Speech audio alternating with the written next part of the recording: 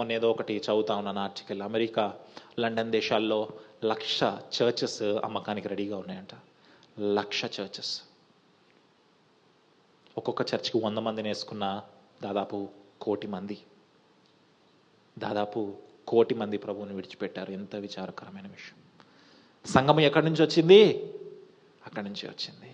అక్కడ సంఘాలు ఏమవుతా ఉన్నాయి? ఖాళీ అయిపోతా ఉన్నాయి.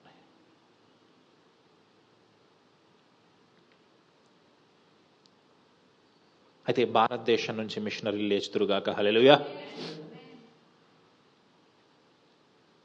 మనం అక్కడికి వెళ్ళి అక్కడ అమ్మబడతా ఉన్న సంఘాలు మనం కొని, చాలామంది ఏం చేస్తారు తెలుసా, ఇక్కడ నుంచి మిషన్ ట్రిప్ అని అమెరికాకి ఆస్ట్రేలియాకి వెళ్ళి అక్కడున్న తెలుగు సంఘాల్లో బోధిస్తారు కదా.